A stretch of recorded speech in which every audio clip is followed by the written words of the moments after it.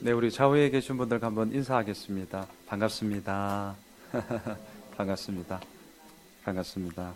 오늘은 좀 예레미야 32장 말씀을 좀 살펴보려고 합니다. 여러분 큐티책에는 이 분량이 좀 많기 때문에 주일 본문부터 오늘 수요일까지 이제 본문이었는데요. 우선은 우리 함께 읽기는 예레미야 32장 우리 1절과 2절 두 절을 읽고요. 제가 말씀을 나누면서 같이 살펴보도록 하겠습니다. 우리 읽기는 예레미야 32장 1절과 2절 두 절을 함께 읽겠습니다. 예레미야 32장 1절 2절이고 큐티책 있는 분들은 주일자 본문인데요. 우리 함께 1절 2절 읽을까요? 시작. 유다의 시드기야 왕 열째 해 곧 느부갓네살 18째 해에 여호와의 말씀이 예레미야에게 임하니라. 그때의 바벨론 군대는 예루살렘을 에워싸고 선지자 예레미야는 유다의 왕의 궁중에 있는 시위대 뜰에 갇혔으니. 자, 오늘은 예레미야 32장 전체를 좀 살펴보려고 하는데 말씀의 제목을 이렇게 한번 정해보았어요. 예레미야 땅을 사다. 자, 이제 땅에 대한 얘기를 좀 나누려고 합니다.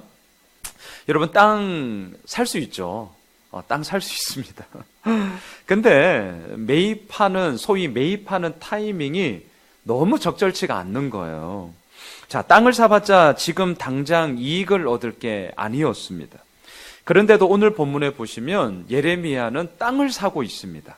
자, 이제 이 궁금증을 가지고 오늘 예레미야 32장을 보셔야 됩니다. 궁금증은 이거예요. 왜 예레미야는 땅을 샀을까? 여러분 땅 산 거 제가 뭐라는 게 아니고요. 너무 바보와 같이 타이밍이 안 맞아도 너무 안 맞는 그때에 샀기 때문에 자, 이 궁금증을 가지고 오늘 32장을 함께 좀 보려고 합니다. 자, 우리가 방금 1절과 2절을 보았는데요. 배경이 이렇게 나오고 있습니다. 자, 보세요. 유다의 시드기야 왕 열째 해입니다. 시드기야는 남유다의 마지막 왕이었고요. 그가 다스리는 열째 해는 BC 587년쯤이 됩니다. 참고로 남유다가 멸망한 때가 BC 586년이었습니다. 그러니까 이게 정확하지는 않지만요. 길게 잡아도 2년, 좀 짧게 잡아도 1년. 앞으로 1, 2년 후에 남유다는 바벨론에 의해서 패망합니다. 그리고요. 이러한 때에 지금 어떤 상황이냐. 2절에 보니까 그때에 어때요? 바벨론 군대는 예루살렘을 에워싸고 있었고요. 선지자 예레미야는 유다의 왕 궁중에 있는 시위대들에 갇혀 있었습니다. 자, 왜 갇혀 있었을까? 한마디로 이거예요.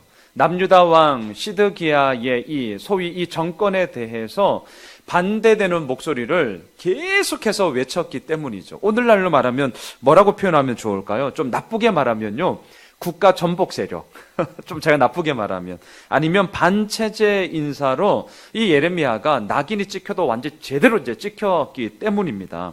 자, 여러분 우리가 3절로 5절을 한번 보시죠. 좀 길긴 하지만 그래도 한번 쭉 읽으시면서 예레미야가 이래서 지금 시위대 궁중뜰에 갇혔구나, 감금되었구나 라는 것을 알 수 있는데요. 자, 3절로 5절의 말씀을 읽겠습니다. 시작. 이는 그가 예언하기를 여호와의 말씀에 보라, 내가 이 성을 바벨론 왕의 손에 넘기리니 그가 차지할 것이며 유다 왕 시드기야는 갈대아인의 손에서 벗어나지 못하고 반드시 바벨론 왕의 손에 넘겨진 바 되리니 입을 대하여 말하고 눈이 서로 볼 것이며 그가 시드기야를 바벨론으로 끌어가리니 시드기야는 내가 돌볼 때까지 거기에 있으리라. 여호와께서 이와 같이 말씀하시니라. 너희가 갈대아인과 싸울지라도 승리하지 못하리라 하셨다 하였더니 유다 왕 시드기야가 이르되 내가 어찌하여 이같이 예언하였느냐 하고 그를 가두었음이었더라. 자, 시드기야 왕 입장에서는 이 얘기를 들을 때 당연히 기분이 안 좋죠. 이건 기분이 안 좋다라는 차원뿐만이 아니라 이 남유다, 소위 이 정권이 추구하고자 하는 그런 모든 방향에 있어서 초를 쳐도 진짜 이건 완전히 그냥 초치는 이야기지 않습니까? 지금 바벨론이 예루살렘을 포위하고 있습니다. 자, 한편으로는 이 남유다 군인들을 한번 생각해 보십시오. 이들은요, 여하튼 바벨론이 포위하고 있었기 때문에 자신의 목숨을 걸고 생명을 걸고 이 남유다를 지키기 위해서 싸웠을 것이 분명합니다. 이유가 어떠하든지 간에 우선은 지금 내가 있는 이 나라가 망하고 있기 때문에 우선은 살려놓고 봐야 하는 것 아니겠습니까? 우리는 대한민국 국민이잖아요. 이유가 어떠하든지 간에 여하튼 이 나라가 망하고 있다면 우리가 어찌 가만히 있을 수 있겠습니까? 네, 형제들은 만약에 전쟁이 났다? 예, 싸워야죠. 또 우리 믿는 자들은 더욱더 정말 금식을 해서라도 하나님의 은혜를 구하면서 이 나라를 위해서 우리는 기도를 해야죠. 네, 그렇게 하는 것이 마땅할 것입니다. 그런데 예레미야는 지금 어떻게 하고 있느냐? 우리가 3절로 5절을 보았지만 이것을 줄이면 뭐예요? 남유다가 망하게 되는데 빨리 바벨론에게 항복하라는 거예요. 지금 누구는 목숨을 걸고 싸우고 있는데 이 예레미야 이 성전 한 중심에서 이 인간은 빨리 항복하라는 거예요. 그러니 누가 좋아하겠습니까? 저 미친놈 하면서 욕 들어 먹는 거죠. 저 놈 죽여라고 얘기할 수밖에 없는 거죠. 더군다나 시드기야 왕은 바벨론의 포로가 될 것이며 또한 그 모든 것에 있어서 우리는 다 무너진다라고 얘기하니 좋아할 리가 없는 것이고요. 그래서 궁중 시위대들의 이 예레미야를 가두게 되었습니다. 자, 이러한 배경 가운데 오늘 예레미야 32장을 보면 앞서 제가 말씀의 제목을 기억하십시오. 예레미야 땅을 사다요. 땅을 사다. 자, 이러한 진짜 국가가 풍전등화와 같은 상황에서 갑자기 무슨 땅 이야기가 나오냐? 되게 좀 의아함을 가지셔야 되는데요. 자, 7절을 보시죠. 7절. 자, 7절 함께 읽겠습니다. 시작. 보라, 내 숙부 살룸의 아들 하나멜이 내게 와서 말하기를 너는 아나돗에 있는 내 밭을 사라. 이 기업을 물을 권리가 내게 있느니라 하리라 하시더니, 자, 내용인즉 예레미야의 사촌이 되겠죠. 숙부의 아들이니까, 숙부 삼촌의 아들이니까 사촌이죠. 사촌인 하나멜이 왔습니다. 그리고 아나돗은 예레미야의 고향입니다. 자, 고향 땅에 있는 것 가운데 이 하나멜이 갖고 있는 땅을 사라는 거예요. 이제 웃기는 놈이죠. 지금 1년을 후면, 우리는 역사를 아니까 1년을 후면 남유다는 당연히 망하는데 예레미야도 이미 그거를 선포했던 선지자 아닙니까? 근데 갑자기 땅을 사라는 거예요. 자, 그러면서 이유가 뭐예요? 우선 7절에 보니까 이유를 보니까요. 기업을 물을 권리가 예레미야 너한테 있다. 이제 이 얘기를 하고 있죠. 자, 이 부분은 제가 룻기 4장에서도 이제 이 얘기가 나와서 다시 한번 말씀을 드리겠지만, 자, 우리가 우선 알아야 할 것이 기업을 물으다라는 이 말의 배경은 좀 알고 넘어가야 합니다. 이것이 히브리어로는 이제 고엘인데요. 여기에 기업을 물으다는 것은 크게 세 가지입니다. 세 가지. 첫째, 가족의 잃어버린 재산을 회복하거나 유지하는 것. 두 번째, 가난 때문에 노예로 팔린 친족을 다시금 속량하는 것, 되사오는 것. 세 번째, 친족이 당한 고의적인 살해에 대해서 정당한 보복을 하는 것. 그러니까 한마디로 말하면 나의 가족 중 한 멤버가 경제적으로나 또한 신분적으로나 신체적으로나 무너졌거나 망했거나 너무나도 억울한 일이 생겼을 때 그걸 나 몰라라 하지 않고요. 가장 가까운 친족이 그에 합당한 보응을 하거나 아니면 먹고 살기 힘들면 경제적인 책임을 지거나 해야 되는 부분이 그 당시 이 사회 안전망으로서 규례로 되어져 있었던 것이죠. 이게 바로 기업을 물은다라는 얘기였는데, 자, 그런데 오늘 본문의 상황에서는 이 기업을 물은다라는 이 원래의 뜻과는 좀 문맥을 보면 조금은 달라요. 자, 여기서 먼저 이런 생각을 할 수 있겠습니다. 아마도 시간이 흐르면서 이스라엘 이 나라 가운데 여러분 어떤 법이 있지만 무슨 법이든 간에 다 의미가 있고 또한 그에 맞는 상황 가운데서 그 기념하고자 모든 법이 이루어져 있는 것 아닙니까? 근데 문제는 뭐예요? 시간이 흐르면서 그 법에 적용하는 바가 조금씩 이제 달라지는 거죠. 법이 잘못되었기 때문이 아니라 살아가는 사람들의 스타일이나 정황이나 조건과 환경이 달라지기 때문에 바뀌어지는 것 아닙니까? 기업을 물은다는 이 의미 역시 남유다 이때에는 의미가 많이 좀 변형되어졌던 것 같습니다. 그래서 예레미야의 사촌이었던 하나멜이 자신의 소유인 땅을 예레미야에게 사라고 합니다. 자, 그러면서 기업 물은다는 말을 쓴다는 거예요. 기업을 물은다는 말은요, 이럴 때 쓰는 말이 아니거든요. 진짜 어려워지거나 망하거나 쫄딱 그냥 아무것도 없을 때 기업을 물으라. 이제 룻기에서 바로 그게 나오는 건데, 지금 이 본문에서는 하나멜은 자기 땅을 갖고 있어요. 그러니까 이제 원래의 의미와는 좀 많이 이렇게 변형되었음을 보게 되는 거죠. 오늘 본문의 정황상 하나멜이 빚에 쫓겨서 그 땅을 팔 수밖에 없었나? 이런 것도 찾아볼 수가 없습니다. 자, 왜냐하면 지금 바벨론이 예루살렘 성을 에워싸고 있었기 때문이죠.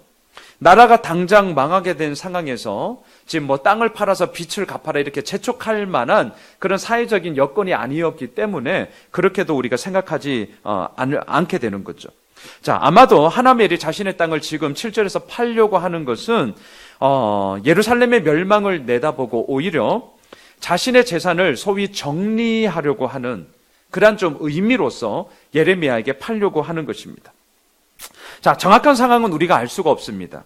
하지만 중요한 것은 전쟁이 진행되고 있는 상황에서 기업 물음의 의무를 수행할 사람은 거의 없었을 것이고, 그렇기 때문에 이 하나멜은 감금 상태에 있는 예레미야에게까지 찾아와서 자신의 땅을 빨리 사라고 재촉하고 있는 그런 모양새라는 거죠. 자, 한편 이 이야기를 한번 입장을 바꿔놓고 한번 생각해 보십시오. 이런 요청을 받고 있는 예레미야는 어떻을까요? 여러분들이 예레미야라면 지금 이 요청을 딱 받고 있는다. 어떤 마음이 드시겠어요? 지금 소위 반체제 인사로 낙인이 찍혀서 시위대들의 감금, 그러니까 감옥에 지금 갇혀 있어요. 자유로운 몸도 아닙니다. 더군다나 이제 바벨론에 의해서 남유다가 망한다라고 그렇게 외치고 있는 사람에게 고작 와서 하는 말이 내 땅 사라, 이렇게 지금 얘기하고 있다는 거예요. 안부를 묻는 것도 아니고, 아니 어떻게 잘 지내느냐 이런 얘기 묻는 것도 아니고 지 땅을 사라니요. 참 이거 말이 안 되는 진짜 어이가 없는 일이 오늘 본문에서 벌어지고 있죠. 근데 자, 더 어이가 없는 일, 이해할 수 없는 행동을 이제 예레미야가 한다는 거예요. 9절을 보실까요? 9절 같이 읽겠습니다. 시작. 내 숙부의 아들 하나멜의 아나돗에 있는 밭을 사는데 은 17세겔을 달아 주되. 자, 은 17세겔을 주고 삽니다. 당시 좀 기록을 보니까 은 1세겔이 노동자의 4일치 품삯이라고 해요. 4일치 품삯. 그러면 산술적으로 17세겔이면 노동자의 68일치 임금과 맞먹습니다. 2달치하고도 열흘간의 임금입니다. 하나멜이 팔려고 내놓은 땅이 얼마나 큰지는 우리가 정확하게는 잘 모르겠습니다. 그런데 그 노동자가 2달하고도 한 8일 동안 벌 수 있었던 돈이라면 그렇게 큰 땅은 좀 아니었던 것은 좀 분명한 것 같습니다. 자, 하지만 땅의 크기를 떠나서 지금 바벨론의 침공을 받고 있는 상황에서 이 땅을, 부동산을 산다, 땅을 매입한다는 사실은 정말 이게 언밸런스합니다. 이게 맞지가 않는 거예요. 더욱이 예레미야가 그동안 외쳤던 것이 뭐냐? 예루살렘은 망한다. 이제 바벨론이 이 땅을 공격할 거다. 고로 우리는 하나님께 회개하면서 주님의 은혜를 구하며 빨리 바벨론에게 항복하고 오히려 주님께서 이끌어 가심 속에 우리가 있어야 된다. 이 얘기를 했던 사람인데 그 사람이 정작 자신의 고향의 땅을 샀다는 거죠. 여러분 한번 이걸 생각해 보세요. 이것 자체가 도저히 이해할 수 없는 건데 자칫하면 사람들에게 오해를 살 수 있죠. 무슨 오해를 살겠습니까? 여러분, 우리나라가 지금 망하니까 빨리 바벨론에게 항복합시다. 말은 그렇게 해놓고 뒷구녕에서 자기는 뭐 하고 있어요? 땅 사고 있다는 거예요. 이게 얼마나 예레미야 역시 우리가 이제 그 왜 샀는지는 우리가 뒤에서 보겠지만 예레미야가 그동안 줄곧 외쳤던 말을 이 땅을 하나 삼으로 말미암아 그동안의 모든 공식력을 와르르 무너뜨리게 되어지는 그러한 낙인 찍히는 이야기가 될 수 있다는 거죠. 그리고 또한 혹시라도 본인이 나라가 망한다고 말하면서 정작 자기 고향 땅 샀어 라는 말이 소문이 퍼지면 가뜩이나 지금 예레미야 죽여라고 막 난리를 치고 있는데 당장에 저런 놈을 어떻게 믿냐고 죽여라고 얘기하지 않겠냐라는 거죠. 자, 여기서 중요한 것이 무엇입니까? 예레미야가 땅을 샀는데 왜 샀냐라는 거죠. 왜 샀냐? 자, 두 가지 이유 때문에요. 두 가지 이유 때문에. 첫째, 하나님께서 하나멜이 오기 전에 이미 그 땅에 대한 이야기를 하셨기 때문입니다. 8절을 보시죠. 8절. 자, 첫 번째 이유인데요. 땅을 산 이유 8절입니다. 함께 읽겠습니다. 시작. 여호와의 말씀과 같이 나의 숙부의 아들 하나멜이 시위대 뜰 안 나에게 와서 이르되 청하노니 너는 베냐민 땅 아나돗에 있는 나의 밭을 사라. 기업의 상속권이 내게 있고 물을 권리가 내게 있으니 너를 위하여 사라 하는지라. 내가 이것이 여호와의 말씀인 줄 알았으므로. 예레미야인들 이게 손해 날 것이 뻔한 무모한 일이다 라는 거 알고 있었습니다. 예레미야 바보 아니거든요. 지금 이 땅 살 타이밍도 아니고 매입할 타이밍도 아니고 사봤자 뻔하게 손해볼 거라는 걸 알고 있었습니다. 하지만 예레미야가 그럼에도 불구하고 땅을 산 이유는 단순합니다. 8절 마지막에서 얘기합니다. 내가 이것이 여호와의 말씀인 줄 알았기 때문이다. 예, 우리가 이미 계속해서 예레미야를 살펴보고 있지만 그 당시 남유다 백성들에게 우리 바벨론에게 항복해야 됩니다. 누구나 다 싫어하는 그 말을 왜 예레미야가 선포하고 있습니까? 이유는 딱 하나입니다. 예레미야에게 하나님의 말씀이 임하니라. 오늘 이 사건도 마찬가지인 것이죠. 하나님께서 예레미야에게 말씀하셨기 때문에 예레미야는 그 말씀에 순종하고 있다는 것이죠. 여러분, 사람의 계산대로 하면 아무리 안정적인 투자를 해도 불안하죠. 때로는 후회를 할 때도 있습니다. 하지만 믿음대로 하면 분명히 내게 주신 하나님의 말씀을 따라 움직이면 내 이익을 뛰어넘어서 다른 이들에게까지 하나님의 말씀을 구체적으로 보여주는 표징이 됩니다. 표징.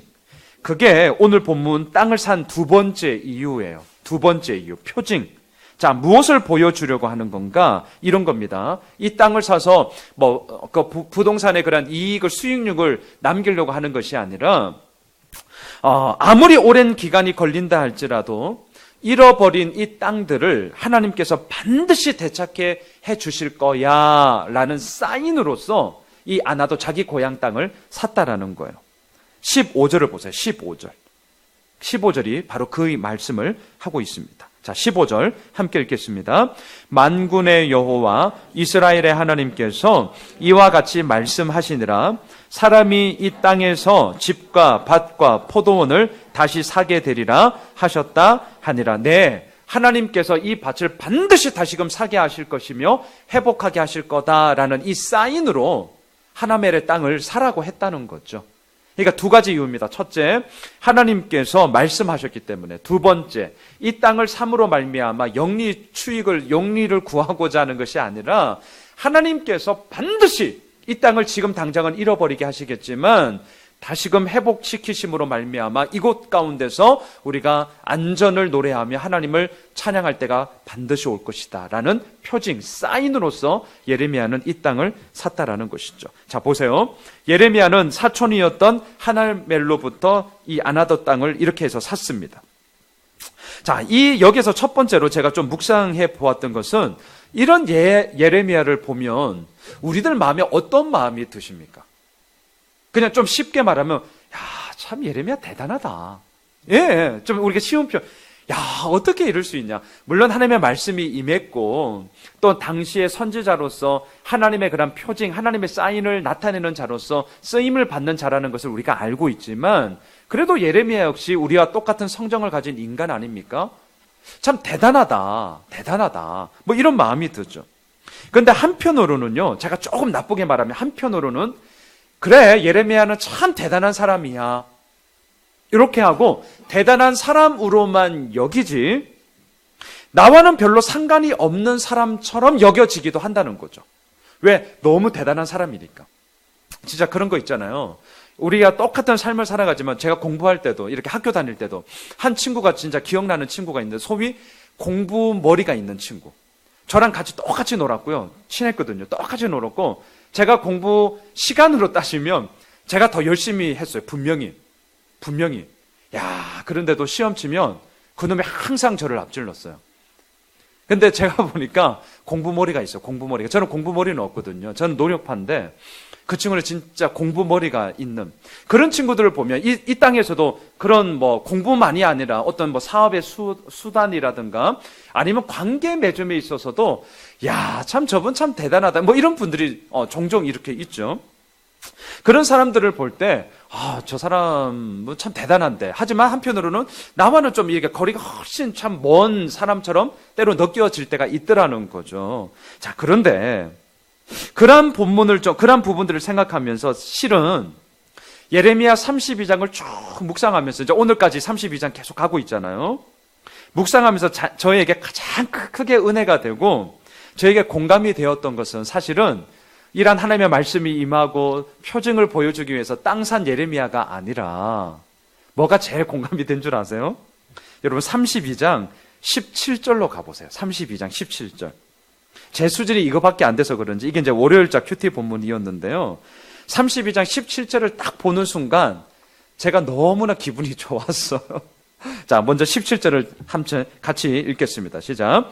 슬프도소이다 주 여호와여 주께서 큰 능력과 표심팔로 천지를 지으셨사오니 주에게는 할 수 없는 일이 없으시니이다. 저에게 가장 큰 은혜가 되고 공감이 되었던 말은 뭐냐면 슬프도소이다라고 이 대단한 예레미야가 하나님께 기도하고 있는데 첫 번째로 던지는 말이 저 슬픕니다. 이 얘기를 했다는 거예요. 그렇게 맛있더라고요, 이 단어가. 그래, 예레미야 지가 뭐 대단한 건 대단한 거지만, 요런 게 얼마나 제가 공감이 되든지요. 자, 여기서 슬픕니다라는 이 히브리어를 보니까, 아하우입니다. 야, 이 발음도 참 재밌죠. 아하우, 이게 슬프다는 거, 아하우, 이렇게. 이게 무슨 뜻이냐면 매우 절망적인 상황에서 자신의 슬픔을 표현하는 감탄사더라고요. 제가 이 단어의 용례를 보니까 이때의 절망이 얼마나 큰지를 알 수 있었습니다. 사사기 6장을 보면 기드온이 여호와의 사자를 보게 되거든요. 소명을 이제 받게 될 때 바로 그때 기드온의 첫 번째 반응이 뭐냐면 오늘 본문의 이 예레미야처럼 아하우였습니다. 슬프도소이다. 왜냐하면 그 당시 이 이스라엘 사람들은 믿고 있었습니다. 뭘 믿었냐면 여호와의 사자를 보는 그 순간 나는 죽을 수밖에 없다. 그러니까 자신의 생명이 이제는 끝났구나라는 정말 생명이 빼앗기는 절망감 가운데 아하으 슬픕니다. 똑같은 단어를 그때 쓰더라고요. 사사기 11장에도 보니까 이 단어가 나왔는데요. 사사 입다를 아십니까? 암몬과의 전쟁에서 승리를 하게 되면 자신을 처음으로 영접하는 자를 내가 하나님께 제물로 바치겠습니다라고 사사 입다가 서원을 합니다. 암몬과의 전쟁에서 돌아옵니다. 그때 우리가 알지만 누가 처음으로 맞이합니까? 자신의 하나밖에 없던 딸이 이 사사 암몬을 암몬이 아니죠. 암몬인가요? 입다죠. 입다를 맞이하게 되죠. 그때에 이 입다가 처음으로 했던 말, 아하, 슬프다.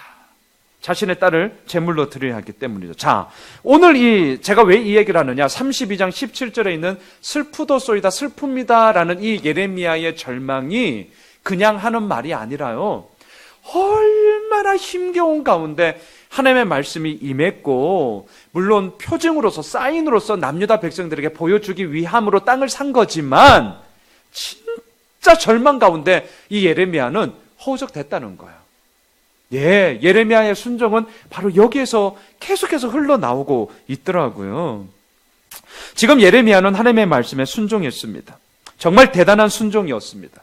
하지만 예레미야의 마음 가운데는 사실 결코 기쁨이 없었습니다.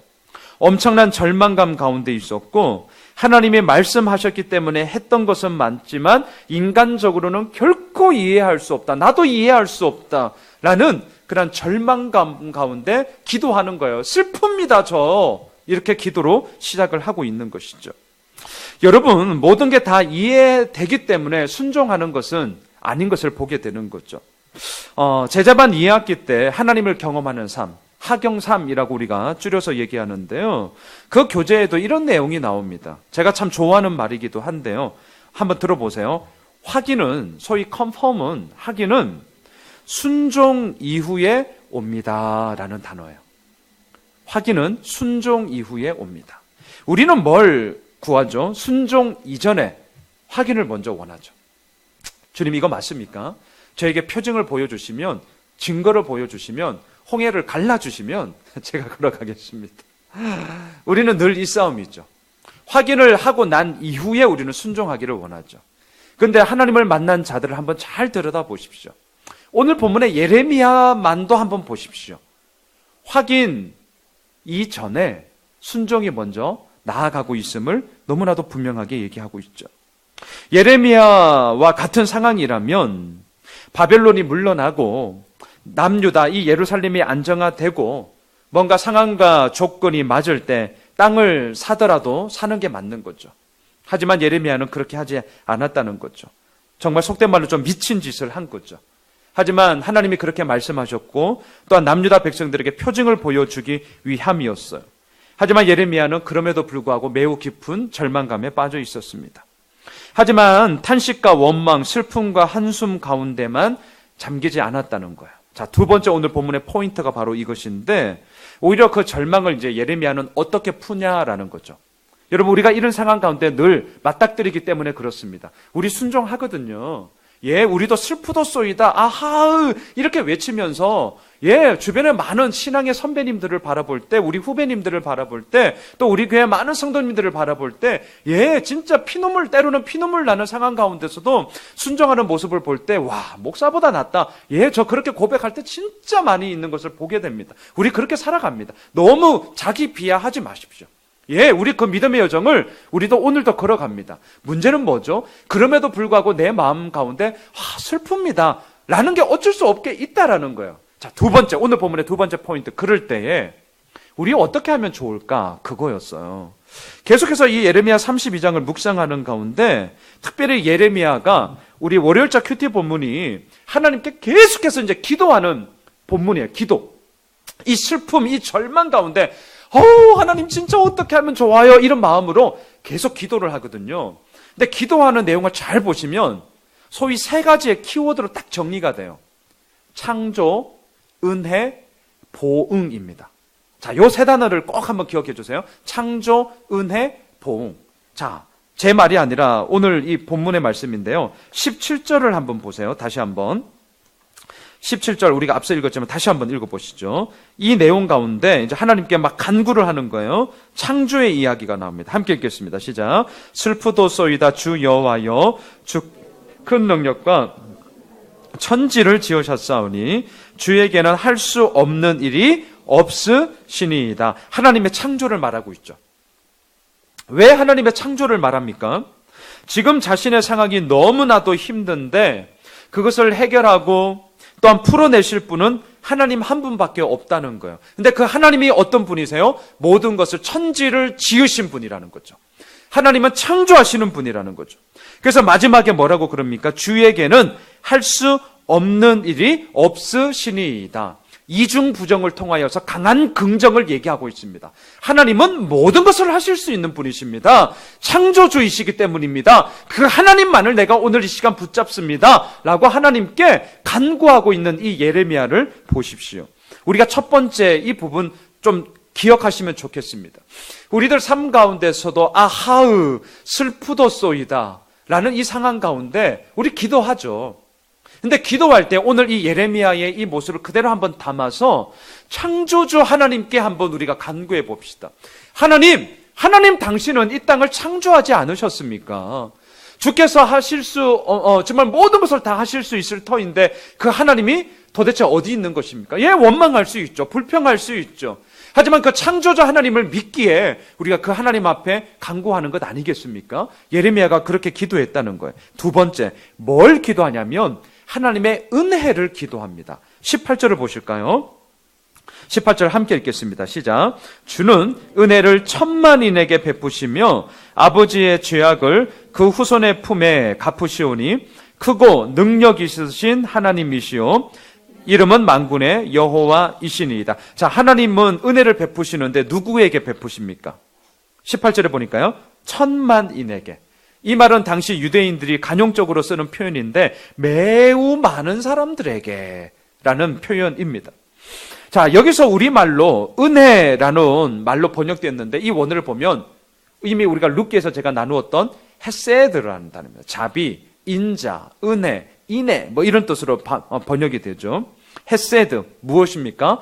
그럴 의무가 없음에도 불구하고 자발적으로 그렇게 하시다. 이게 헤세드의 뜻입니다. 하나님은 우리에게 은혜를 베푸실 의무가 없습니다. 우리가 잘하면 얼마나 잘하겠으며 우리가 하나님을 기쁘게 해드린다고 하지만 우리가 얼마나 하나님을 기쁘게 해드리겠냐는 거죠. 소위 인과관계를 따질 것 같으면 하나님이 베푸시는 은혜는 정말 우리와 상관이 없는 일방적으로 베풀어 주시는 하나님의 선물이라는 것을 우리는 고백할 수밖에 없는 것이죠. 하나님은 그러한 은혜를 우리들에게 베푸십니다. 그것도 천만인에게, 다시 말할까요? 매우 많은 사람들에게 그 은혜를 베푸심으로 말미암아 하나님이 어떠한 분이신지를 알게 하신다는 거예요. 자, 예레미야는 아하으 슬프도소이다. 순종했지만 슬픈 건 슬픈 거예요. 여러분, 순종했으니 모든 것이 기쁘다, 이런 공식 없습니다. 순종했지만 슬픈 건 슬픈 거고, 순종했지만 절망 가운데 있는 건 절망 가운데 있는 거고요, 순종했지만 내 마음이 아픈 건 아픈 거예요. 이걸 빨리 덮으려고 하지 마셔요. 오히려 이 예레미야의 기도가 그래서 너무나 우리들 마음속에 들어오는 거예요. 창조주 하나님을 외쳤고요, 그 다음에 천만인에게 베푸시는 그 은혜를 정말 나에게 달라는 거죠. 그 은혜가 없으면 내가 살아갈 수 없으니까. 세 번째, 그러면서 뭐 얘기하는 줄 아세요? 보응을 얘기해요. 보응. 자, 19절로 가보세요. 19절 함께 읽겠습니다. 시작. 주는 책략에 크시며 하시는 일에 능하시며 인류의 모든 길을 주목하시며 그의 길과 그의 행위의 열매대로 보응하시느니라. 자, 예레미야는 하나님의 보응을 원했습니다. 왜요? 지금 자신이 하고 있는 일이 자기가 생각해도 바보짓이었기 때문입니다. 회사가 망하고 있는데 망하고 있는 회사 주식 살 사람이 누가 있어요? 그건 미친놈이죠. 땅이 묶여 있는데 사용할 수 없는 땅인데 그 땅 살 사람이 누가 있냐고. 맹지인데 그 땅을 누가 사요? 그럴 사람이 없는 것이죠. 그런데 예레미야가 그와 버금가는 바보짓을 했습니다. 왜? 하나님이 그렇게 하라고 했으니까. 그러니까 어때요? 하나님은 보응하시는 분이십니다 라고 기도할 때 예레미야의 이 마음이 어떻겠냐는 거예요. 하나님이 하라고 해서 나 했습니다. 진짜 바보짓 저 했습니다. 그러니까 하나님이 여기에 대해서 책임져 주세요. 예, 지금 그 얘기예요. 여기서 보응해 주세요 라는 말은 하나님이 책임져 주세요. 진짜 하나님이 천지를 창조하신 분이고 은혜를 베푸시는 분이라면 이제 그 하나님께 날 전적으로 맡겼으니 하나님 저 책임져 주세요. 네, 그 기도 우리 해야죠.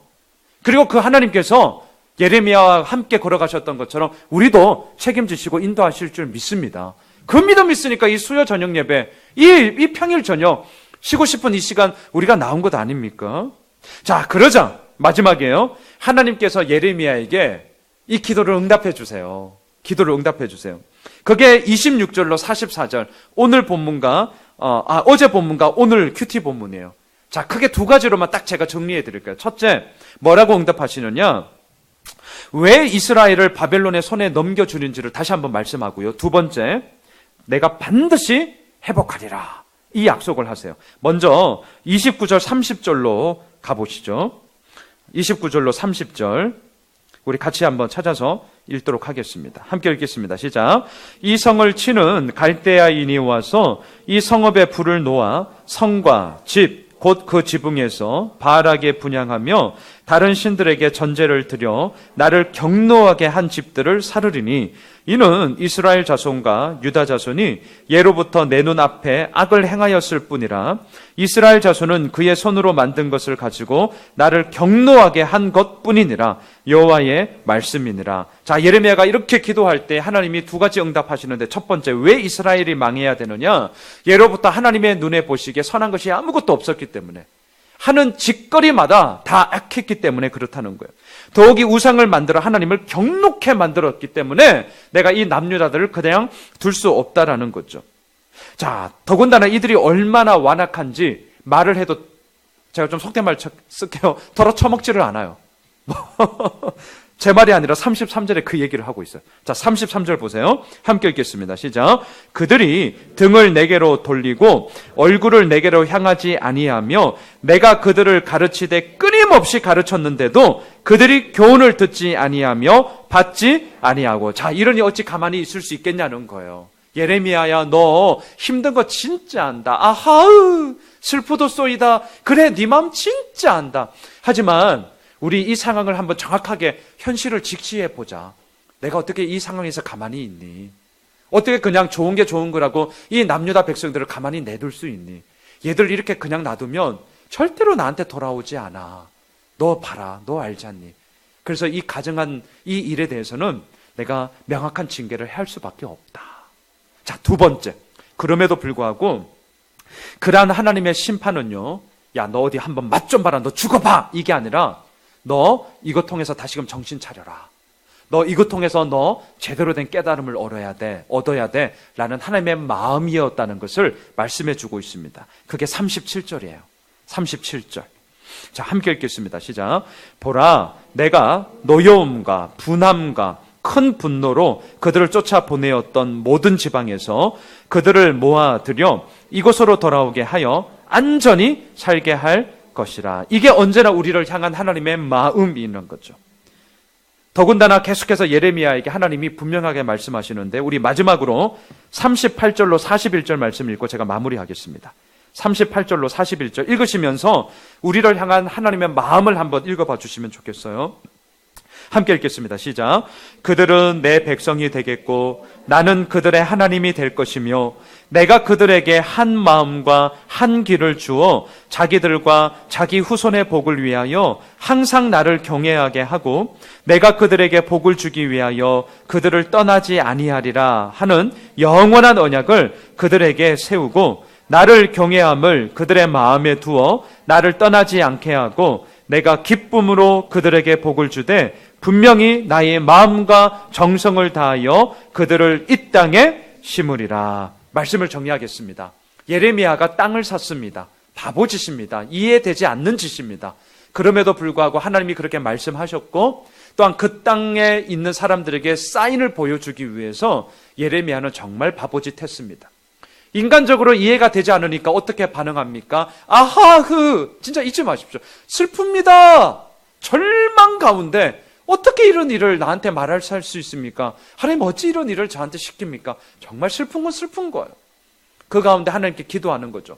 창조주 하나님의 그 은혜를 구하면서 나에게 보응해 달라고, 책임져 달라고. 그러자 하나님은 그 간구하는 예레미야에게 내가 반드시 회복하며 너를 돌이켜 이 땅 가운데 너희 남유다의 너희들을 이 땅 가운데 심으리라 라는 말씀으로 회복을 선포하며 오늘 이 32장을 마무리하고 있습니다. 여러분, 우리도 마찬가지라고 생각을 해요.